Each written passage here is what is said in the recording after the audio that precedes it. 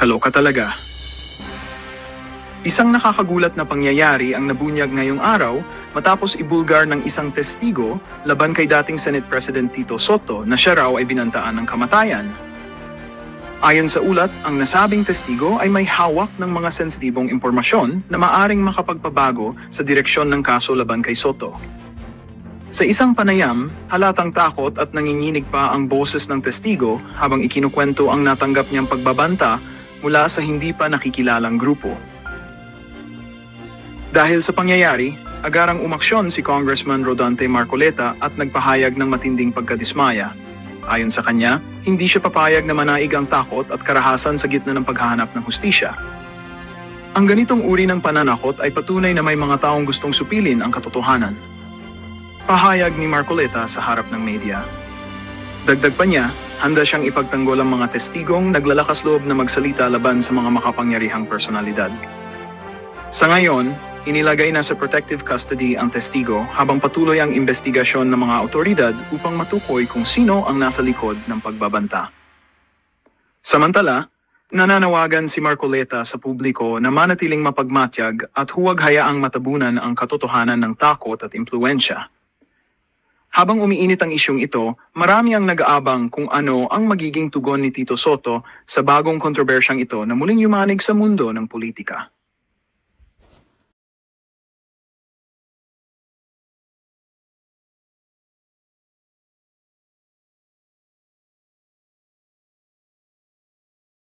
Asa si Senator Cheese?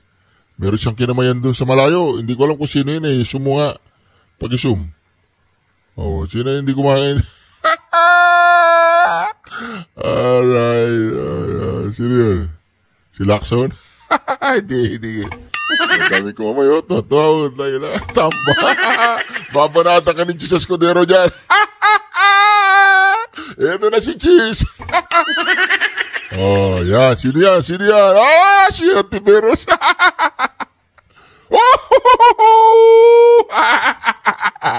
Si Antiveros kumamay. Pagkatapos ng nilati ko si Tamba, kumamay si Antiveros. Ano nangyari, Antiveros?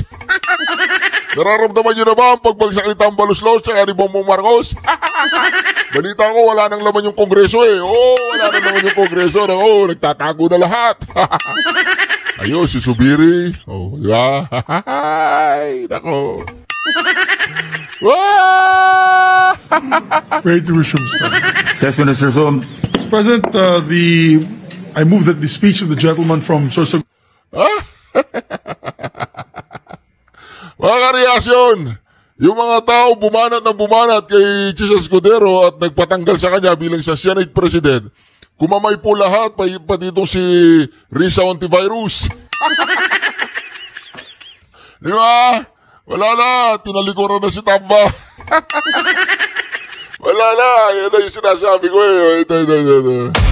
Is slowly but surely being destroyed. Nagkataon lang po ba na ang lahat ng ito o ito'y sumusunod sa isang script, direksyon at basbas ni Martin Romualdez sa kanyang script? Talagang dinurog po si Martin Romualdez dito sa speech niyang ito. Hindi pa talaga ako sagad na nakakapag-react dito. The name that cannot be mentioned. Banat na banat, mga kareaksyon. Script na naglalayong ilihis ang galit ng bayan mula sa kanya at sa mga kasabwat niya at ituro ito sa Senado at mga senador. Ginoong Pangulo, ang script at sarswelang ito ay di uubra dahil napakalayo po nito sa katotohanan. Napakasama sa panlasa at tinitiyak ko sa inyo, hindi po ito matatanggap at lulunukin ng sambayanang Pilipino. Senator Francis Escudero is recognized.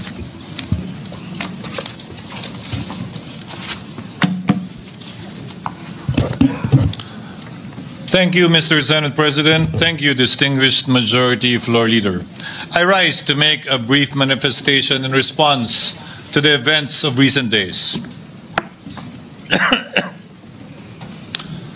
Ginoong Pangulo, meron po tayong kasabihan sa wikang Pilipino. Kapag nagturo ka ng daliri sa iba, May tatlong daliri na nakaturo palagi pabalik sa iyo. Tama ba yun? Tingnan natin. Isa, nakaturo. Ayun, tatlo, nakaturo. Sino yung tatlo na yun? Si Saldico. Ha? Si Saldico. Sino ba ba? Si Dog Gonzales. Sino ba ba? Si Suarez. Marami yan. Hindi lang tatlo yan. O, ano yan? 8. Si Bongbong Marcos. Si Lisa Araneta. Dami yan. Sa mga nakarang linggo, malinaw na nililihis ang galit ng taong bayan tungkol sa mga ghost at substandard flood control projects mula sa mga totoong may kasalanan patungo sa Senado at sa ilang mga miyembro nito. Tila pilit na ginagawang panakipbutas, ika nga at fall guy, at diversyon ang mga senador palayo sa Kamara at sa mga tunay na may sala. Klarong-klaro po ang script nito. Ipitin ang tatlong dating DPWH officials, pakantayin sa kanila, mema banggit lang na senador, habang pinagtatakpan ang mga congressman na tunay nakasabwat nila sa mga lugar na ginagalawan nila. Simple ang patunay dito. Kapanipaniwala ba na wala silang kinausap na kahit isang congressman nakaupo na totoong may hawak ng mga distrito sa lugar na ginalawan nila sa hinaba-haba ng testimonya nila dito o sa Kamara? Banggit sila ng banggit, name drop sila ng name drop ng pangalan ng senador. Maski na klaro naman kung inyong papakinggan na wala silang masabing direktang nakausap o binigyan ng anuman. Lahat ito para lamang ipako ang mga senador sa media at sa publiko at ilayo ang atensyon sa Kamara at mga congressman. Bakit nga ba? Dahil tila mas malaking isda, ika nga, mas mataas, mas kilala ang mga senador kumpara sa congressman? Umaasa sila na maiibsan ang galit ng tao sa kanilang mga anomalya ukol sa flood control at tuluyan na silang makakatakas mula sa anumang pananagutan. Isang tao lamang, Ginoong Pangulo, ang nasa likod ng script at sarswelang ito. Siya ang dahilan ng kaguluhan, pagkakaaway-away, pagkakawatak-watak na ngayon yumayanig sa ating bayan, maprotektahan lamang ang sarili niya. Ang pangalan niya ay matagal nang bulong-bulungan sa bawat sulok ng bansa, pero ngayon, unti-unti nang sinisigaw ng taong bayan.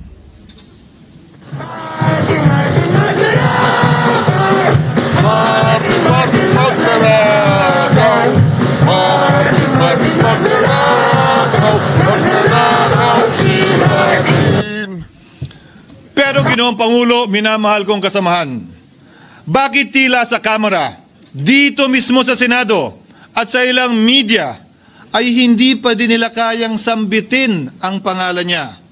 Pues, sasabihin ko, Martin Romualdez. Minsan ang binanggit ng mga diskaya ito mismo dito sa Senado, ang kanyang pangalan. Pero agad itong pinabawi nung humarap sila sa Kamara.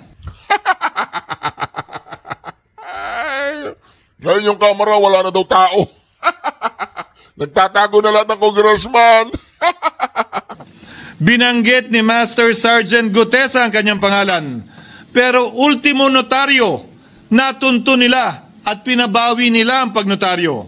Buti na lang, huli na't nasabi na niya ang pangalan ni Martin Romualdez na pinanumpan dito mismo sa ating Blue Ribbon Committee. Hindi ba't si Ginoong Gutesa hindi ba't si Sergeant Gutesa lamang ang bukod tanging testigo na walang kinalaman, hindi sangkot sa flood control issue, walang hininging immunity, deal o proteksyon kapalit ng kanyang pagtestigo? Siya ang kauna-unahang nagtestigo na personal na naghatid ng pera sa bahay mismo ni Martin Romualdez. Ang salaysay niya, Ginoong Pangulo, ay kumpirmasyon ng matagal nang isinisiwalat ni Congressman Chanco at Mayor Magalong kung sino ang ulo sa paglilimas sa kaban ng bayan na ating naririnig na rin.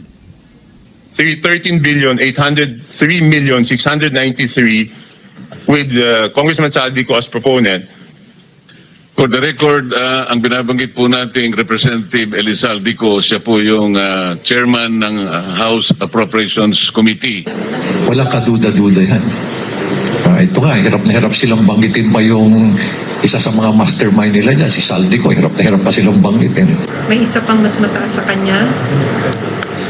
Hindi naman gagalaw yun kung walang siyempre hindi naman gagalaw yun kung walang pahintulot yung mas mataas sa kanya. Just the House Speaker. Ginoong Pangulo, pahintulutan niyo po ako magkwento ng konti upang patotohanan ang mga salitang ito. Taong 2023 nung tinalaga si Ginoong Kiko Laurel bilang kalihim ng kagawaran ng agrikultura. Bilang suporta sa kanyang mandato, tinanong ko noon ang isang simpleng katanungan sa budget process natin. Bakit mas malaki ang pondo ng flood control kesa sa agrikultura? Why is it that the budget for flood control is bigger than the budget of the Department of Agriculture or the agriculture sector as a whole? The fifth biggest allocation, not even a department, is flood control, and allocating a measly 31 billion for irrigation, for rice. Why? Pagkatapos po noon, tinulungan ko siyang bawasan ang flood control budget at idagdag sa 2024 budget ng Department of Agriculture. Aniya, tumawag daw sa kanya si Congressman Zaldico dahil pinapatanong daw ni Speaker Romualdez, bakit binawasan ang pondo ng flood control? Ngunit wala nang nagawa si Congressman ko dahil sinabi niyang pasayan ng Pangulo. Nung termino ko rin po bilang Pangulo ng Senado, maraming beses po akong tinanong ni Pangulong Bongbong Marcos tungkol sa panukalang budget para sa 2025. Sinabi ko po sa kanya ang buo at tapat na katotohanan para malaman po niya ang tunay na larawan at sitwasyon ng pambansang budget para sa taong yon. Ito marahil, Ginoong Pangulo, minamahal kong kasamahan, ang isa sa mga dahilan kung bakit pinag-utos ng Pangulo ang pag-veto at pag-for late release o FLR at pag-hold ng malaking bahagi ng budget nila. Marahil, isa rin ito sa mga dahilan kung bakit ninais ng Pangulo na matanggal si Congressman Zaldico bilang chairman ng House Committee on Appropriations dahil sa mga inilahad ko at marahil na-discover din ng Pangulo kaugnay sa 2025 budget. Hindi malayo, Ginoong Pangulo, na naganap din ang mga ito noong 2023, 2024 at mga nauna pang budget kung saan napakaraming ghost at substandard projects ayon kay Secretary Vince Dizon at ayon mismo sa talumpati ng ating kasamahan na si Senator Ping Lacson. Ngunit marahil ay walang naglakas loob na sabihin ang katotohanan kay Pangulong Marcos o magsumbong sa kanya kaugnay sa ilang mga bagay na ito bago ako. Nais ko din pong kumpirmahin ang sinabi ni Congressman Toby Chanco na ang pag-file ng impeachment complaint laban kay Vice President Sara Duterte ginamit na paraan ni Speaker Romualdez para mag-release ng pondo nila na naka-FLR or for late release bago mag-eleksyon. Maski na alam po niya na hindi po ito kayang talakayin ng Senado hanggang sa Hunyo pa mula nung simula. Ulitin ko, ginamit ni Martin Romualdez ang FLR at ang pangalan ng Pangulong Marcos upang itulak ang kanilang unconstitutional na impeachment complaint. Sabi nila, pumirma kayo dahil kung hindi lalabas ang pondo nyo na naka-FLR bago mag-eleksyon. Subalit, Ginoong Pangulo, hindi ito umubra. Hindi ito umubra dahil tinanggihan ito ni PBBM. Sinabi niyang walang ganyang uri ng usapan at sinabi niyang hindi niya gagawin yon. Kaya't hanggang ngayon, nananatili pa rin for late release ang mga questionableng pondo nila. And that is why, Mr. President, distinguished colleagues, at the height of the impeachment controversy and amidst the passion of some sectors to remove the Vice President at all costs, I urged prudence and level-headedness because I knew that greed and not accountability was the reason behind it. In the end, Mr. President, the Supreme Court vindicated us. The Supreme Court vindicated us by saying, among others, quote, "There is a right way to do the right thing at the right time. This is what the rule of just law means." Close quotations. Ginoong Pangulo, sinisi po sa akin ni Speaker Romualdez ang pagkakatanggal kay Congressman Zaldico. Sinisi po niya sa akin ang pag-FLR or for late release ng kanilang mga proyekto. Sinisi po niya sa akin ang pagkakadismiss ng impeachment complaint laban kay VP Sara na nakikita niyang makakatunggali niya sa susunod na halalan. Sinisi din niya po sa akin ang pagkakasira ng kanilang maitim na balakin sa 2025 budget na nagawa nila ng walang balakid na mga nagdaang taon. Ginoong Pangulo, naging tapat ako at ginawa ko lamang ang aking tungkulin. Kung ano ang tingin kong tama at nararapat para sa bansa at sa sambayanan. Subalit, sa kabila po nito, nagsimula na ang lahat ng bira, paninira at kaso laban sa akin at sa Senado. At ang nasa likod ng lahat ng ito, walang iba kung hindi si Martin Romualdez. Ika nga ni Mayor Magalong na ngayon lamang nakita ko sinisiraan na rin ngayon. Bakit ko ba nilabanan at binisto sila Speaker Romualdez mula noon hanggang ngayon kung kasabwat at kasapakat lang din nila ako? Hindi ko po gagawin yun. Sa hig ng tennis court, ang nasabing gusali sinimulang pinatayo noong ika-6 ng Oktubre taong 2022 at ang kontraktor, ang St. Gerard Construction na pagmamayari ng mga diskaya na nasangkot ngayon sa mga maanumalyang flood control projects. Dahil dito, kwenasyon ng ilan ang pagiging special advisor ni Mayor Benjamin Magalong sa ICI. Lalabanan ko ba yung anlalakas na yan, sila Speaker? Lalabanan ko ba yung mga mayayaman na yan? Kung ako'y bulok, I fought for what is right. Ano nga ba ang ginawa nila sa akin? Una, hinalungkat ang isyu ng campaign contribution na tinanggap ko mula sa isang individual na may-ari ng kumpanyang nakakuha ng kontrata sa gobyerno. Inipit niya ang budget ng COMELEC sa Kamara dahil dito at binusisi ang di umano kaso kong ito. Subalit, Ginoong Pangulo, tulad ng sinabi ko sa simula ng aking talumpati, kapag ka nagturo ka ng daliri kanino man, may 3 daliring nakaturo pabalik palagi sa iyo.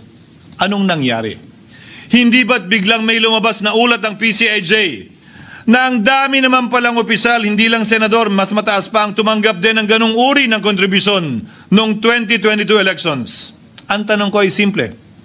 Kung legal at walang mali sa ginawa nila, edi dapat legal din at tama ang ginawa ko. Pero bakit ako lang ang iniimbestigahan tungkol dito? Higit pa doon, Ginoong Pangulo, hindi ba tayon kay Mayor Magalong merong 67 na miyembro ng Kamara na kontraktor? Ito po ay mga miyembro ng Kamara na may construction firm na nakakuha ng kontrata sa gobyerno. Kung bawal talaga ito, ibig sabihin ba niyan, bawal na nilang gastusin ang sarili nilang pera para sa kanilang sariling kandidatura? Bakit hindi din binubusisi yun? Bakit hindi inaalam yun? Ako lang talaga? Pangalawa, inintriga ni Martin Romualdez ang dating liderato ng Senado dahil sa pagkakaupo at pagdinig ni Senator Marcoleta sa Blue Ribbon Committee dahil marahil sa pananaw niya ay hindi siya safe kay Marcoleta. Ngunit, Ginoong Pangulo, sa hindi niya inaasahang pagkakataon, nung araw ding yun, nagsalita ang mga diskaya, pinangalanan ng 17 congressman na kasosyo niya, kabilang ang pagbanggit na naman ng pangalan ni Martin Romualdez. Karamihan sa mga kawani ng DPWH na nabanggit sa itaas ay paulit-ulit na binabanggit ang delivery ng pera ay para sa kay Zaldico na dapat at least 25%. Si Kong Marvin Rillo naman ay ilang beses na binabanggit ang pangalan ni Speaker Martin Romualdez bilang kanyang malapit na kaibigan. Isa na naman po itong patunay, Ginoong Pangulo. Kapag ka nagturo ka ng daliri sa iba, may 3 daliring nakaturo pabalik sa'yo. Pangatlo, sa pagdinig ng Blue Ribbon Committee kung saan ni-name drop ako ni Yusek Bernardo, bagaman inamin niyang personal na mismo na hindi niya rekta kung nakausap o binigyan ng anuman, bigla namang tumestigo si retired Master Sergeant Gutesa at muling pinangalanan si Martin Romualdez na hinahatiran daw niya ng pera sa mismong bahay nito. Ang bawat malita ay may lamang humigit kumulang 48 million pesos. Kalimitang dinadala sa bahay ni Congressman Saldico, ibababa lamang namin ay 35 malita para i-deliver sa bahay ni House Speaker Martin Romualdez. Gamit ang script niya sa pagturo sa akin, ayan na naman. May 3 daliring nakaturo palagi pabalik sa kanya tuwing ginagawa niya yan. Ulitin ko po for the record, Ginoong Pangulo, ang sinabi ni retired Master Sergeant Gutesa. 35 maleta ng pera na naglalaman na mahigit kumulang 48 milyong piso bawat isa o kulang-kulang 1.7 billion pesos sa isang delivery ay di umano hinatid niya sa iba't ibang bahay, sa iba't ibang pagkakataon ni Martin Romualdez. Subalit, sa kabila ng lahat ng ito, hindi ba nakapagtataka? Bakit hindi sinasama si Martin Romualdez sa anumang investigasyon? DOJ man, NBI man, AMLAC man. No ako po ay pinuntahan, no ako po ay dumalo sa imbitasyon ng ICI bilang resource person, binanggit ko at tinanong ko din ito sa kanila. Ganito ba katindi ang kapangyarihang hawak ni Martin Romualdez? Na bagaman hindi siya speaker, tila the name that cannot be mentioned pa din siya at nagagawa pa din niya ang nais niya kaugnay sa isang mapamiling hustisya o selective justice. Halimbawa, bakit ang daming kondisyon bago ipasok ang mga diskaya na nagpangalan sa maraming congressman sa witness protection? Pero pag si Alcantara, Hernandez at Bernardo, walang ganong kaparehong kondisyon. Bakit hiniling agad ang freeze order di umano para sa asset ng mga name drop na senador? Pero maliban kay Congressman Zaldico na mukhang nilalaglag na nila, ni isang congressman walang request para sa freeze order. Pagdating naman kay Martin Romualdez na dineliveran ng bilyong piso sa bahay mismo niya, ang sabi ay, quote, "We will work on it lang." Bakit interesado ang lahat sa 6 na senador na idadawit di umano ni Bryce Hernandez na handang-handa tayong alamin sana kung sino-sino sila para mapagpiestahan natin sila? Pero nung sinabi ni Bryce na hindi pala senador, kung hindi kongresista lamang ang papangalanan niya, aba, biglang naglaho ng parang bula ang atensyon. Parang wala na nagtanong. Parang wala nang interes para alamin, sino-sino nga ba yung mga yan? Kung ako po yung tatanungin nyo, alam ko merong 6 na senador eh. May nagtatanong sa akin, bakit wala si Cheese? And my answer to that is, I'm almost sure, though probably hindi ma-mention si Cheese, simply because walang insertion doon. Sa Bulacan. Escudero, wala doon. Hindi po senador yung laman nung computer ko. So fake news yun, ha? May 6 na senador na nunumrahan mo daw. Mga congressman yung nasa computer mo. Yes, yung nasa computer ko po, congressman po. Okay, thank you.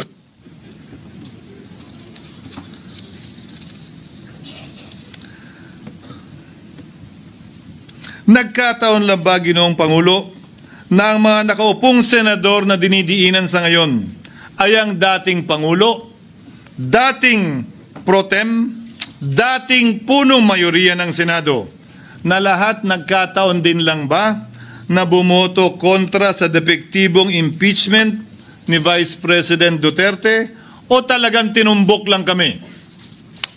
In other words, Mr. President, are we truly for transparency and accountability, or are we merely offering a politically convenient sacrificial lamb in an attempt to appease the rage of the people? What is painful, Mr. President, is that along the way, reputations have been disparaged and tarnished. Innocent persons have been implicated, and the Senate is slowly but surely being destroyed. Nagkataon lang po ba na ang lahat ng ito o ito'y sumusunod sa isang script, direksyon at basbas ni Martin Romualdez? Sa kanyang script na naglalayong ilihis ang galit ng bayan mula sa kanya at sa mga kasabwat niya at ituro ito sa Senado at mga senador. Ginoong Pangulo, ang script at sarswelang ito ay di uubra dahil napakalayo po nito sa katotohanan. Napakasama sa panlasa at tinitiyak ko sa inyo, hindi po ito matatanggap at lulunukin ng sambayanang Pilipino. I've been in public service for 27 years. I've never been accused nor charged with corruption. This is the sterling record which they are trying to tear down, and I tell you, they will not succeed. I will defend myself.